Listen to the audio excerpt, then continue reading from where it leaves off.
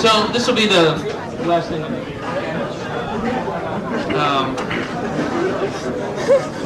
Oh, I forgot to read this. Oh, this is great. I got this. This was the first thing I read. The first thing I got when I came.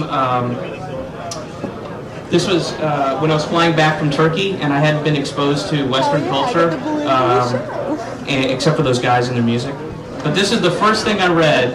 Hadn't thought about America or Hollywood or any of that bullshit, but on my in-flight magazine, coming back, and you know in-flight magazines are the fucking best. They're the best. A lot of information, smart people write for it and reply to those. A lot of smart people writing into in-flight magazines. So this is the first thing. This is my first exposure back. This is it. From American Way. Celebrating Big D.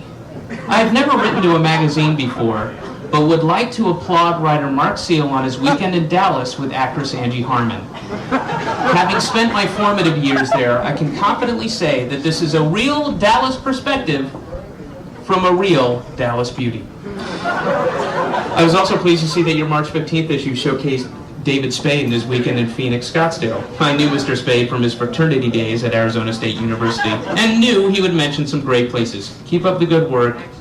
Fucking, I'm an asshole, Austin, Texas. So, I just want to reread the very first line. I have never written to a magazine before.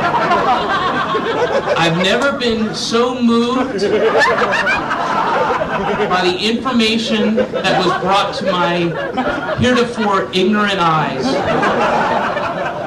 But I felt compelled because I lived in Dallas. And that is a real Dallas perspective. From a fucking real Dallas beauty. Also, I perfectly knew David Spade. That was just, that's where, that was great. Yeah. Give that man a round of applause. Okay. So this is part of my, my ongoing Christians are boring. So it's just something I've been working on for a long time. And this is a book that I got.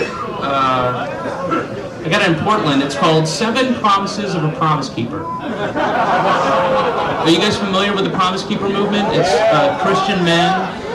Yeah, a bunch of Christian men get together in stadiums and keep promises in Christian ways, cool Christian ways, you know, kind of hip. And really, this honestly it's all about fucking keeping women down and in their place. That's what this whole thing is. But yeah, no, I'm not knocking it. I'm not saying it's bad. No, I'm just explaining why you should go out and purchase 7, yeah. And look, you know, I got nothing against the Bible. People, you know, mistake that. I just want to clarify that. I got nothing against the Bible. It is honestly, truly one of the funniest books I've ever read. I mean, fucking page for page, there are so many good laughs in there.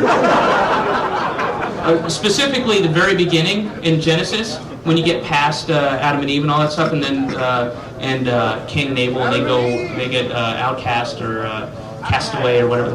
What? Oh, from the ATL, right? Right. But they get, you know,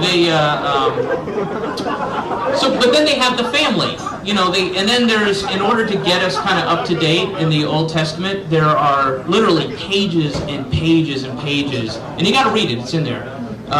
It's right up front in Genesis, where it's all stuff like, you know, and then Ezekiel begat Hermaphrodite, and Hermaphrodite begat, you know, Baladisho, and Baladisho begat, you know, Abramowitz, and Abramowitz begat this person and that person, and it's just page and page of that. But it goes on to explain that they all live to be, you know, 750 years old, 822 years old, 903 years old, and you're like, what the 903 years old? What the fuck? Are you kidding me?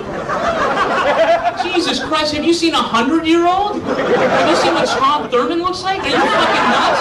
Another 800 years of that is fucking tottering old people? What kind of fucking hell on earth is that?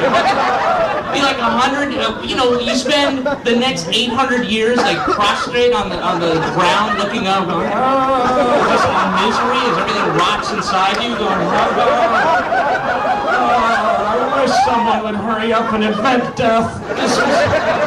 What the fuck? That's insane. What are they talking about? All right.